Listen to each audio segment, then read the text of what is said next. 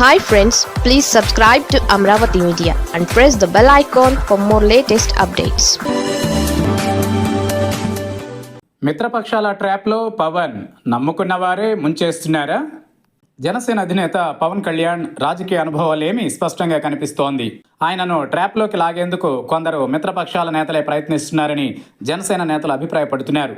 తమ చేతికి మట్టి అంటకుండా పవన్ కళ్యాణ్ను బద్నాం చేయాలని చూస్తున్నారనే వాదన జనసేన నేతల్లో ఎక్కువగా వినిపిస్తోంది. జనసేన నేతలు సోషల్ మీడియాలోనూ ఇదే రకమైన కామెంట్స్ చేస్తున్నారు.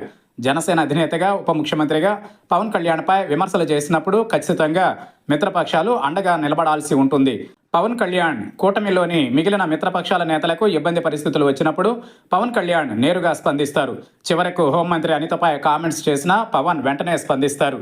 కానీ అదే పవన్ కళ్యాణ్పై విమర్శలు వచ్చినప్పుడు మాత్రం ఎవరూ స్పందించరు. పవన్ కళ్యాణ్కు ఇది అర్థమవుతుందా అని కొందరు జన సైనికులు నేరుగా ప్రశ్నిస్తున్నారు. ఇటీవల యూట్యూబర్ రావణ్ విషయంలో అదే జరిగిందని జన సైనికులు గుర్తు చేస్తున్నారు.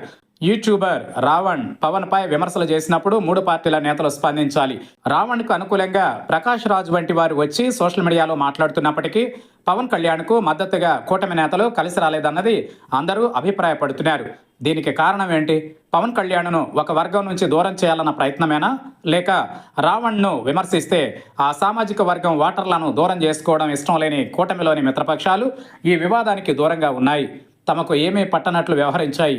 రావణ్పై దేశద్రోహం నేరం కింద కేసు నమోదు చేయడంపై కూడా విమర్శలు వచ్చాయి. వాటిని ఖండించేవారు కూడా లేరు. తిరుమల లడ్డూ విషయం నుంచి అన్ని అంశాల వరకు పవన్ కళ్యాణ్ కూటమి ప్రభుత్వం కష్టాల్లో ఉన్నప్పుడు వెంటనే రియాక్ట్ అవుతారు. కానీ అదే పవన్ కష్టాల్లో ఉన్నప్పుడు ఎందుకు కూటమి నేతలు ముందుకు రారని కొందరు జన సైనికులు నేరుగా సోషల్ మీడియాలోనే ప్రశ్నిస్తున్నారు. అయితే పవన్ కళ్యాణ్ ఇవేమీ పట్టించుకునే పరిస్థితిలో లేరని, ఆయన తనపై వచ్చే విమర్శలకు తానే సమాధానం చెప్పుకోవాలని నిర్ణయించుకోవడంతోనే ఈ రకమైన పరిస్థితి ఏర్పడిందని జనసేన నేతలు అభిప్రాయపడుతున్నారు. మొత్తం మీద కూటమిలోని మిత్రపక్షాలు పవన్కు ఎందుకు అండగా నిలబడడం లేదన్న జన సైనికుల ప్రశ్నలకు సమాధానం చెప్పాల్సిన బాధ్యత ఆ పార్టీలపైనే ఉంది. శత్రువులతో యుద్ధం చేయవచ్చు, కానీ మిత్రులుగా ఉన్నవారే ఇలా చేస్తే ఎలా అని కొందరు ప్రశ్నిస్తున్నారు.